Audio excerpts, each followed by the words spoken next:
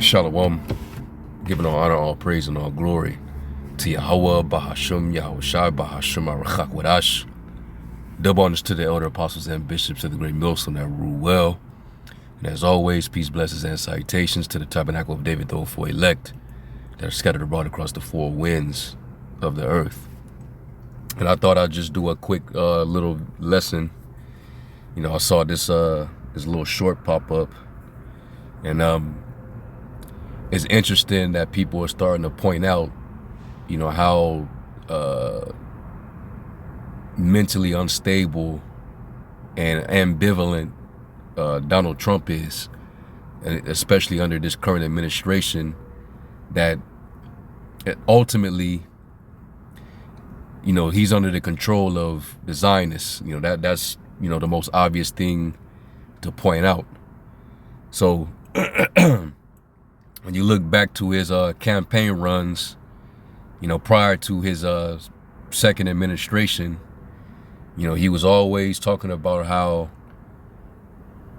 you know, if the Dems get in, you know, they're gonna start war, they're gonna cause war. He's against these long wars and so on and so forth.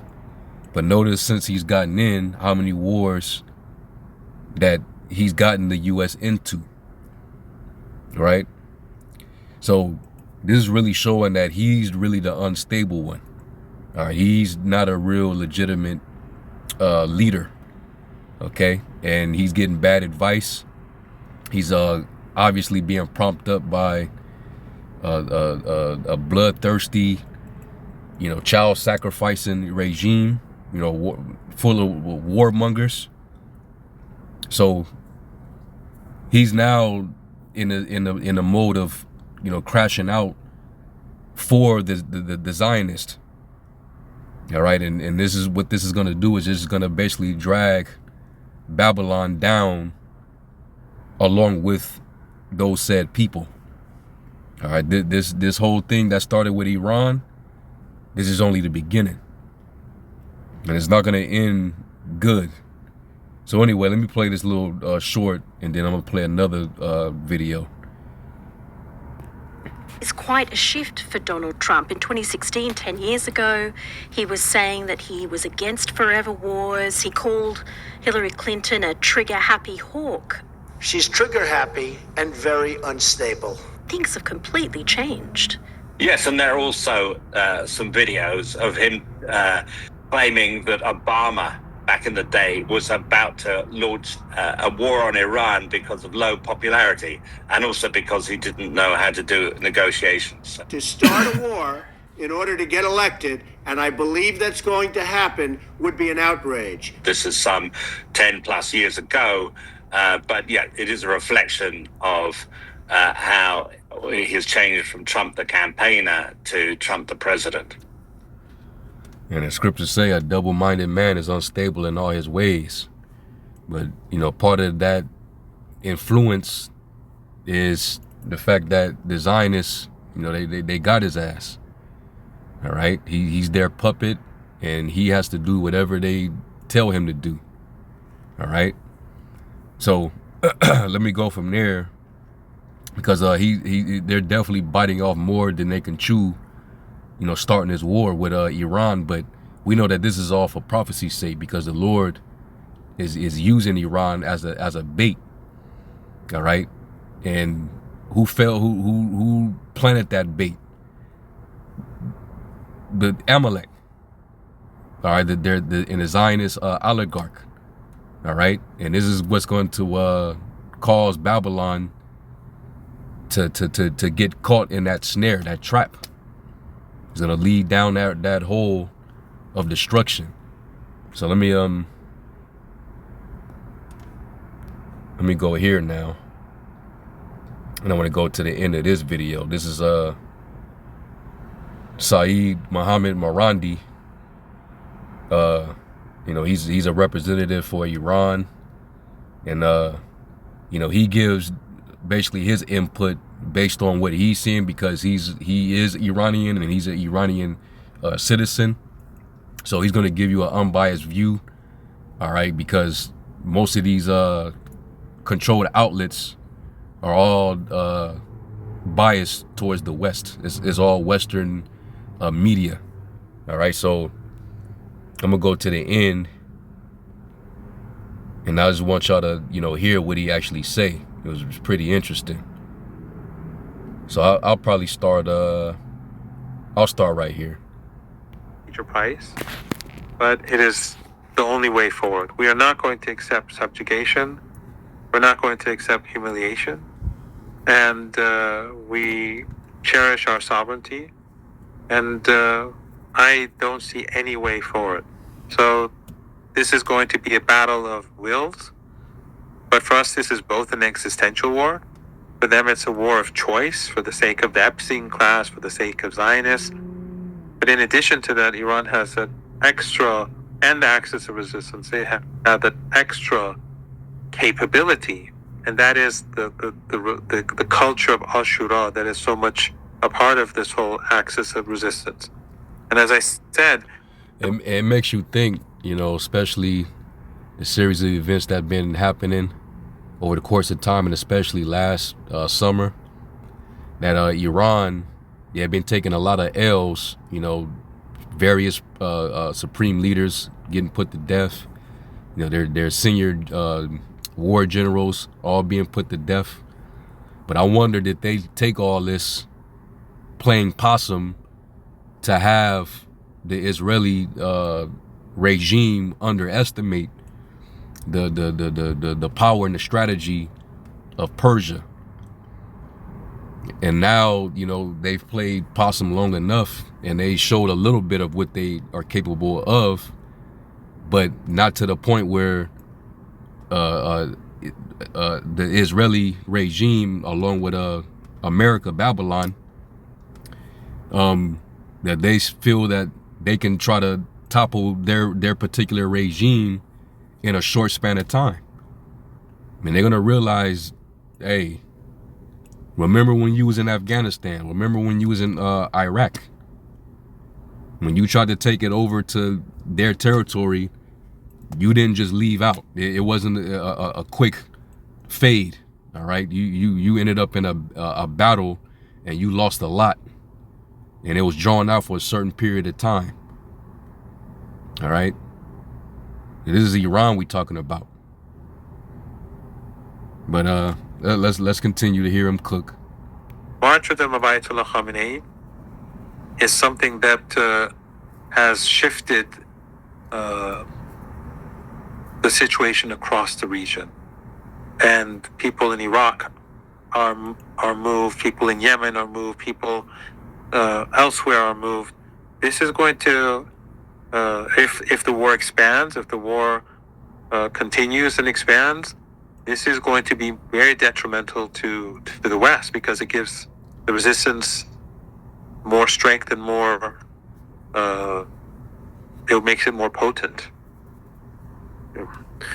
Well, And let me, because I'm looking at the title, and he's saying if this war gets drawn out long enough, it's against their own interests. Now, you look up that word for attrition. I just looked that up.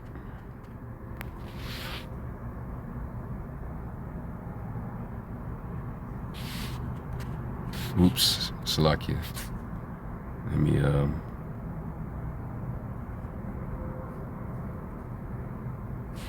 attrition, the action or process of gradually reducing the strength or effectiveness of someone or something through sustained attack or pressure. And noticing that's the strategy that those Persians, the Iranians, are taking. Attacking their defense systems, the THAAD missiles, their aircraft carriers.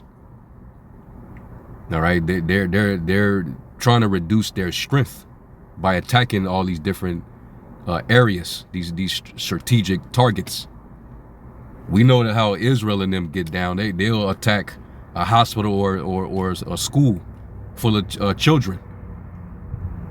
Hitting them, killing civilians. Civilians are usually just collateral damage in a war.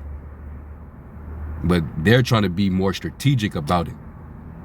And they have enough stockpile because they've been preparing for it to all go down for, you know, over 2 decades. So if they've been, you know, stockpiling missiles, and they got a bunch of throwaways that they've been sitting on, and now they're just using it, you know, to overwhelm their missile defenses and exhaust them. That's ultimately what they're doing. They're reducing their strength and effectiveness in the region. That's why they're going after all these bases in the Gulf. All right. So if this carries on long term, it's not going to look too good. And this is before all allies start jumping in and getting involved. Because we're already hearing about, you know, the UK and them different NATO countries saying that they're going to get involved.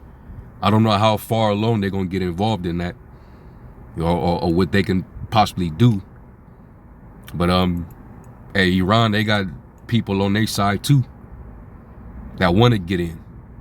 So let's continue, because the point that I'm making with this video is how ultimately the moves, the decisions that Trump is making under the influence of them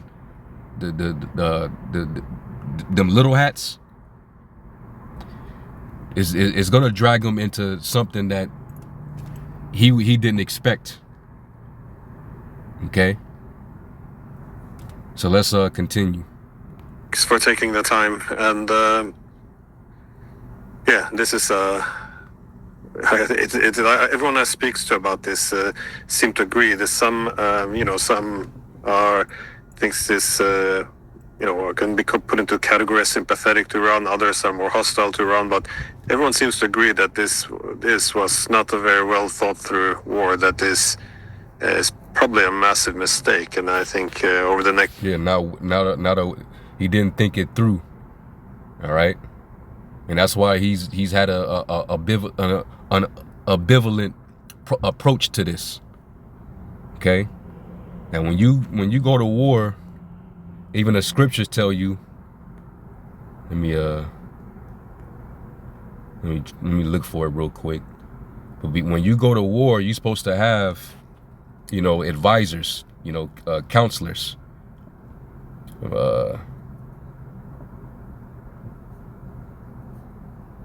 Oops.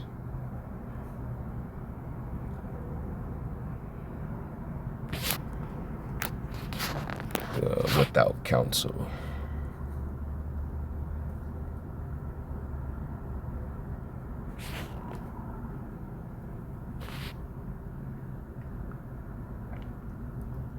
It is yeah, Proverbs 15 and 22. Let me get it in the NLT. And it says, plans go wrong for lack of advice. Many advisors bring success. Get it in the AMP. It says, without consultation and wise advice, plans are frustrated. But with many counselors, they are established and succeed. All right, but you know, his counselors, they're just so hard bent on and so bloodthirsty off of their greed and their need for power, that they don't care about the consequences. They don't care about the damage being done. They don't care about the losses being taken on both sides. They don't care if they drag the whole world down because of their decisions.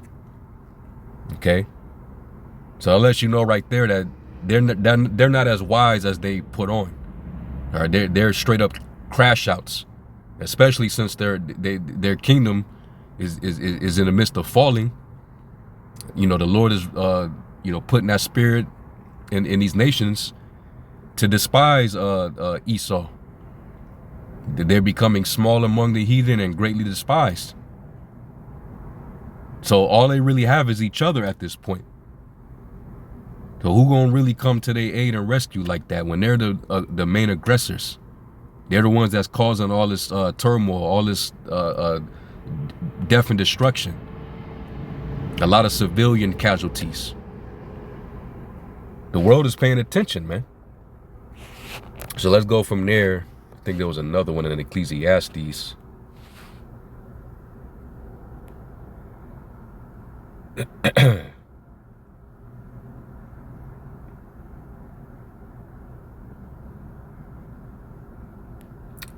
Proverbs 11 and 14, it says, where there is no wise, intelligent guidance, the people fall and go off the course like a ship without a helm.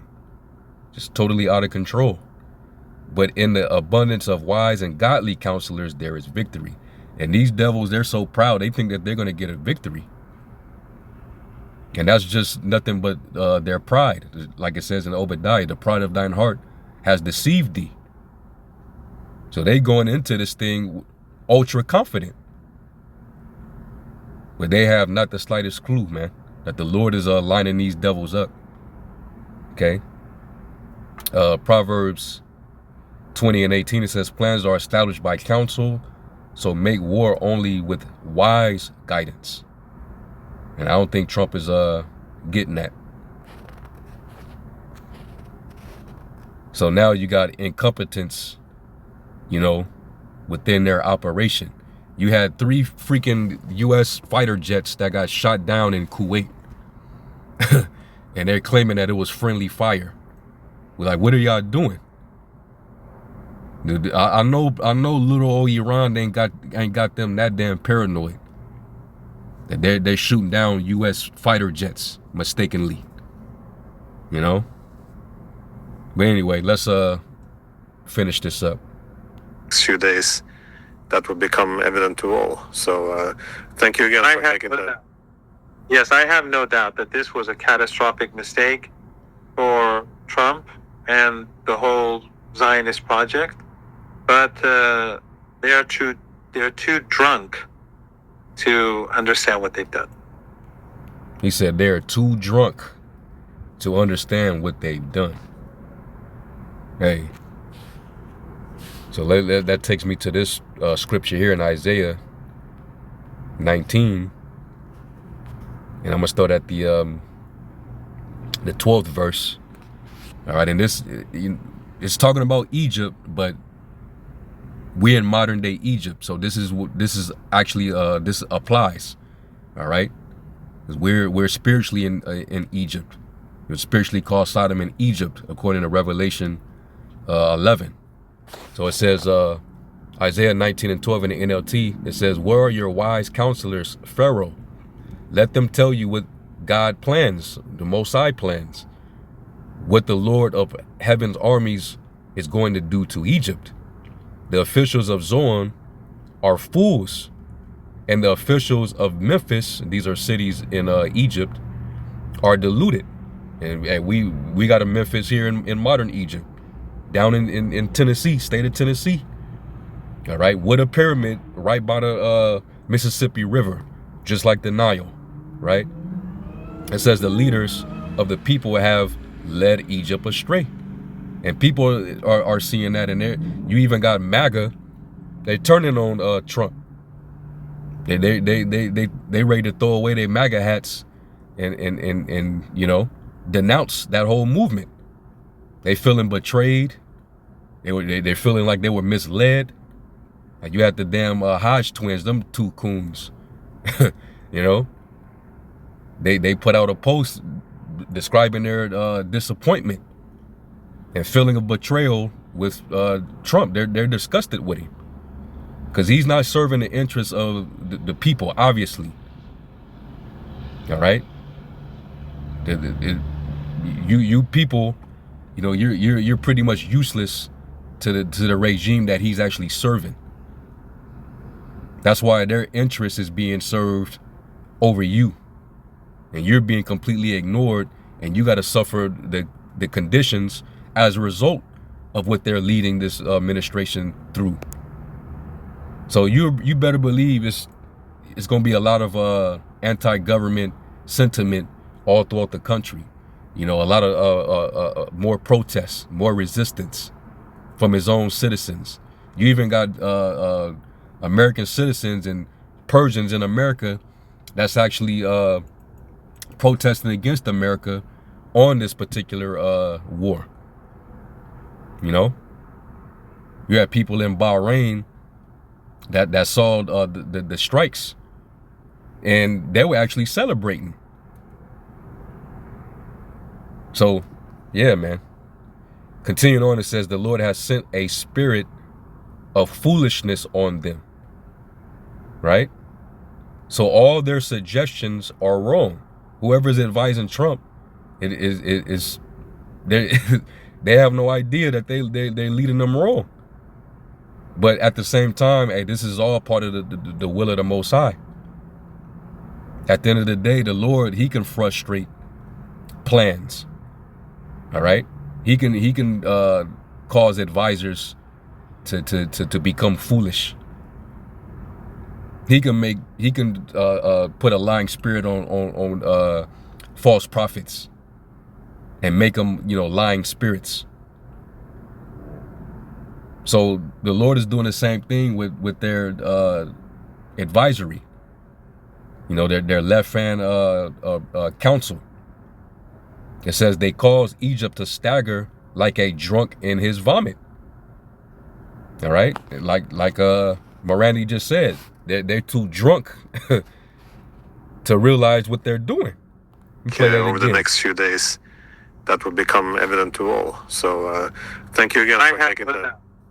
Yes, I have no doubt that this was a catastrophic mistake for Trump and the whole Zionist project. But they're too drunk to understand what they've done. Too drunk. And that's really just the Lord, he mingled that spirit of confusion on him. All right? Trump was speaking against this type of stuff back before his second term, when he was in his campaign speaking against, Hillary and Obama. And now look what he's being led to do. See? And that's why you can't trust either side. Because this is that same beast, like a lamb that had two horns but spoke as a dragon. It's a two-party system. Same beast. All right? And let me go from there and let me get this one in 2nd Ezra and we'll close. I'm not going to make this long. 2nd Ezra 9, and I'll start at 1. This is in the Good News translation. It says, he answered, consider all these things very carefully. When you see that some of the signs I have told you about have appeared, you will know that the time has come when the Most High will bring judgment on the world he has created. There will be earthquakes, national rebellions, so you're going to see all these protests everywhere, international intrigues, unstable leaders, and this is what Trump was saying that Hillary was. But he's constantly flip-flopping on everything that he do, right? So unstable leaders and confused rulers. When you see these things happening, you will know that you will know that they are what the Most High has spoken about since the beginning of creation. And everything is being made clear, crystal clear. All right, we in the time of prophecy is all unfolding, man. All right, so keep your eyes open. Keep your eyes single, of course, and stay prayed up. All right, and with that, I'm going to give all honor, all praise, and glory to Yahweh Ba'ashem Yahweh Shai. And until the next lesson, I say, Shalom.